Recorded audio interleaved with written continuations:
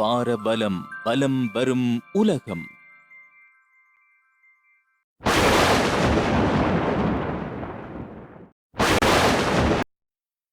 வாரவலம் உறவுகள் அனைவருக்கும் நல்வாழ்த்துக்கள். நம் அனைவர் மீதும் இறைவனுடைய சாந்தியும் சமாதானமும் உண்டாவதாக. வாரவலம் வாராந்தம் தர இருக்கின்ற முழக்கம் நிகழ்ச்சியினுடைய முதலாவது நிகழ்வாக இன்று இதை உங்கள் முன் சமர்ப்பிக்கின்றோம். இன்றைய நாட்களில் பேசுபொருளாக மாறியிருக்கின்ற மிக பிரதானமான ஒரு விடயம்தான் தேர்தல்கள் பற்றிய எதிர்வு கூறல்கள். ஜனாதிபதி தேர்தல் முதலில் வரப்போகிறதா அல்லது பாராளுமன்ற தேர்தலா என்கின்ற வாத பிரதிவாதங்கள் விண்ணை முட்டி நிற்கின்ற இன்றைய காலகட்டத்தில் ஜனாதிபதி தேர்தலே முதலில் வரக்கூடிய ஒரு சாத்திய கூறுகள் தென்படுவதாக அரசியல் அவதானிகள் எதிர்ப்பு கூறி நிற்கின்றனர். தற்போதைய பாராளுமன்றம் முடிவடைவதற்கு இன்னும் ஒரு ஆண்டு மீதமிருக்கின்ற நிலையில் புதிய ஜனாதிபதி எதிர்வரும் நவம்பர் மாதத்தில் பதவியேற்க வேண்டிய ஒரு சூழ்நிலையும் இருக்கிறது. அந்த நிலையில் ஜனாதிபதி தேர்தல் எதிர்வரும் நவம்பர் மாதத்துக்கு முன்பாடு நடந்தே ஆக வேண்டும் என்கின்ற எண்ணப்பாடு அல்லது சட்ட ரீதியான முனைப்புகள் தேர்தல் திணைக்களத்தினாலும் ஏனைய எதிர்த்தரப்பினரால் எடுக்கப்பட்டு கொண்டிருக்கின்ற நிலையில் ஜனாதிபதி தேர்தல் வருகின்ற போது அது எவ்வாறான எதிர் வீச்சு அலைகளை இலங்கை நாட்டை பொறுத்தவரையில் ஏற்படுத்தப் போகின்றது என்று கொஞ்சம் பின்னோக்கி பார்த்தால், உண்மையிலேயே சுதந்திர இலங்கையிலே முதன்முறையாக 4 பிரதான வேட்பாளர்கள் களமிறங்கப் போகின்ற முதலாவது ஜனாதிபதி தேர்தலாக இந்த தேர்தலை நாம் பார்க்கக்கூடியதாக இருக்கிறது. 2 பிரதான வேட்பாளர்களே ஜனாதிபதி தேர்தல்கள் களமிறங்கி வந்த வரலாற்றை பார்க்கிறோம்.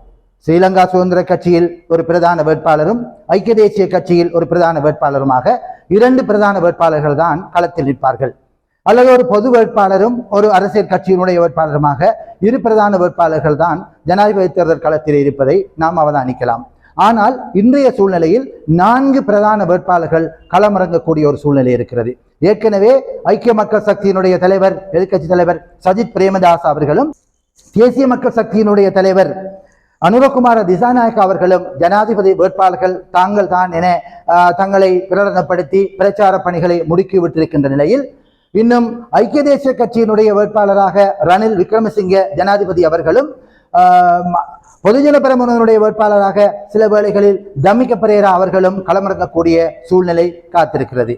அவ்வாறான ஒரு சூழ்நிலை வருமாக இருந்தால் 4 பிரதான வேட்பாளர்கள் இந்த களத்திலே முதன்முறையாக ஜனாதிபதி தேர்தலை சந்திக்கக்கூடிய ஒரு சூழ்நிலை வந்திருக்கிறது. இந்நிலையில் 4 வேட்பாளர்களுக்கு இடையிலும் பாரிய அளவிலான போட்டி அல்லது பாரிய அளவிலான சவால் நிறைந்த ஒரு தேர்தலாக இந்த தேர்தலை நாம் பார்க்க முடியும். தற்போது ஆட்சியிலே இருக்கின்ற ஜனாதிபதி ரணில் விக்ரமசிங்க அவர்கள் ஐக்கிய தேசிய கட்சியினுடைய சின்னத்தில் அல்லது பொது வேட்பாளராக களமிறங்கினாலும், அதே நேரம் மொட்டு கட்சி சில வேளைகளில் தொழிலதிபர் தமிக்க பெரேரா அவர்களை ஜனாதிபதி வேட்பாளராக களமிறக்கினாலும், தேசிய மக்கள் சக்தியினுடைய தலைவர் அனுரகுமார திசாநாயக்கா அதே போன்று எதிர்க்கட்சி தலைவராக இருக்கின்ற ஐக்கிய மக்கள் சக்தியினுடைய தலைவர் சஜித் பிரேமதாசா ஆகியோர் 4 பேரும் சம அளவிலான பலத்தை கொண்டிருக்கின்ற வேட்பாளர்களாகவே கருதப்படுகிறார்கள். 4 முனை போட்டிகள் நிலவுகின்ற போதிலும் யாருக்கு வெற்றி வாய்ப்பு அதிகம் என்பதில் இழுபறி நிலையே தொடர்ந்து நிலவி வருகிறது. கருத்து கணிப்புகளும் எதிர்வு கூறல்களும் அவற்றுக்கான விடையை காண முடியாத ஒரு சூழ்நிலையே இன்றைய அரசியல் சூழலில் நிலவி வருவதை அவதானிக்கக்கூடியதாக இருக்கிறது.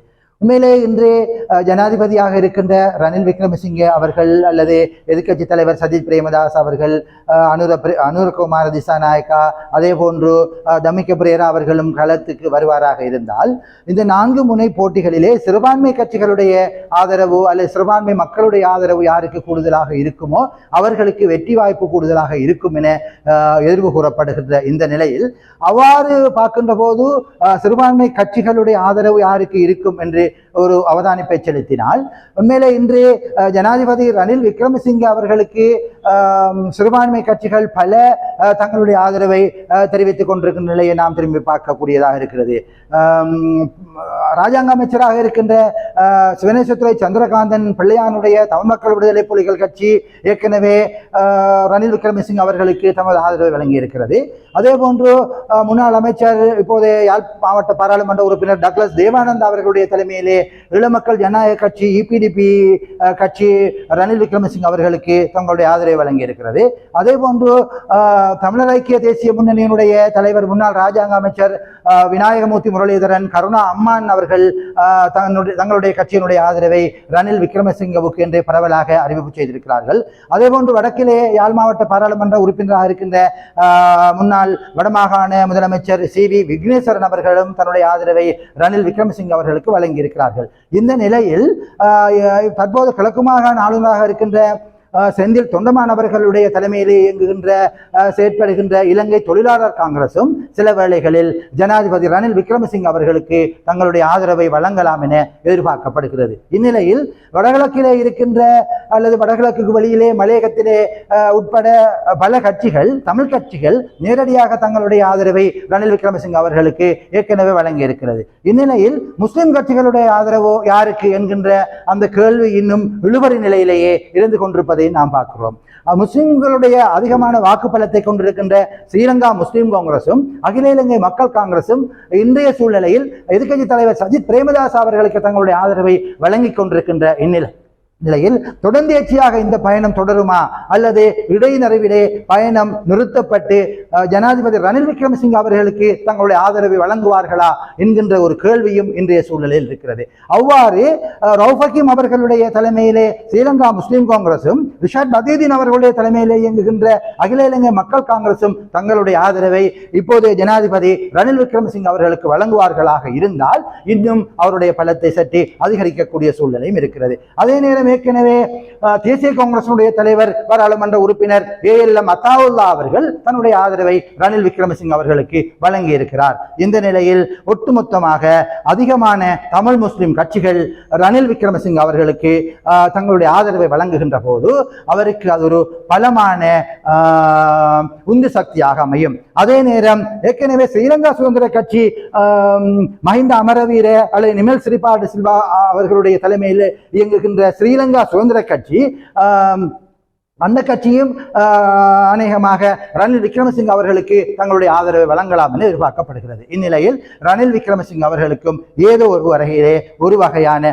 ஆதரவு அலை இருந்து கொண்டே இருக்கின்றது என்பதை இங்கே நாம் அவதானிக்கக்கூடியதாக இருக்கிறது. இதே நிலையில் சஜித் பிரேமதாஸ் அவர்களுக்கு நேரடியாக அதிகமான தமிழ் பிரதேசங்களில் வடக்கு கிழக்கு மலையகம் உட்பட கட்சிகள் இல்லாத போதும் பொதுமக்களுடைய ஆதரவு அலை ஓங்கி இருப்பதனால் கடந்த தேர்தலிலும் கோட்டாபய ராஜபக்ஷ அவர்களுடைய போட்டி வேட்பாளராக சஜித் பிரேமதாஸ் அவர்கள் களமிறங்கிய போது கூடுதலான அவருக்கு வடகிழக்கிலே தமிழ் முஸ்லிம் மக்களுடைய வாக்கு கிடைத்திருந்தது. அந்த நிலையில் இப்போதும் அவருக்கு கூடுதலான தமிழ் முஸ்லிம் வாக்குகள் வடகிழக்கு மலையகத்திலும் ஏன் கொழும்பு போன்ற மேல் பிரதேசங்களிலும் கிடைக்கின்ற போது அதுவும் அவருக்கு பக்கபலமாக இருக்கும். ஆகவே அவரும் சிறுபான்மை மக்களுடைய வாக்குகளை பெற்றுக் கொள்ளக்கூடிய ஒரு சூழ்நிலையில் இருக்கிறார்.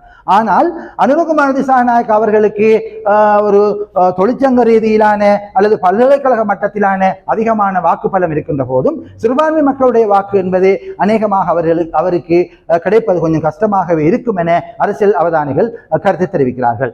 அதே நேரம் தமிக பரேரா அவர்கள் மொட்டு என்கின்ற பொதுஜன பெரமுனவில் களமிறக்கப்படுவாராக இருந்தால் அவருக்கும் சிறுபான்மை மக்களுடைய வாக்குகள் கிடைப்பது மிகவும் கடினமாகவே இருக்கும்.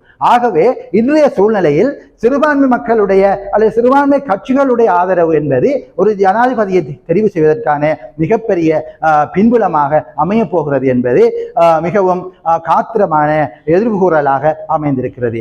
எது எப்படி இருந்தாலும் எதிர்வரப்போகின்ற ஜனாதிபதி தேர்தல் மிகவும் ஒரு போட்டி மிக்க சவால் மிக்க தேர்தலாக இலங்கை வரலாற்றில் முதல் தடவையாக 4 பிரதான வேட்பாளர்கள் களமிறங்குகின்ற மிகப்பெரிய ஒரு தேர்தலாக அமைய போகிறது என்பது மாத்திரம் உண்மையான விடயமாக இருக்கிறது. மக்கள் எதிர்பார்க்கின்ற அந்த மிகப்பெரிய எதிர்பார்ப்புக்கு மத்தியிலே ஜனாதிபதி தேர்தலில் யார் வெல்லப் போகிறார், யார் இந்த நாட்டை மேலும் 5 அல்லது 6 ஆண்டுகளுக்கு ஆட்சி செய்ய போகின்றார் என்பதை பொறுத்திருந்துதான் பார்க்க வேண்டும். மீண்டும் ஒரு முழக்கத்தில் சந்திக்கின்றவரை வாரவலம் அன்பு நேயர்களுக்கு நன்றி கூறி விடைபெறுகின்றோம். நன்றி. நம் அனைவரின் மீதும் சாந்தியும் சமாதானமும் உண்டாவதாக.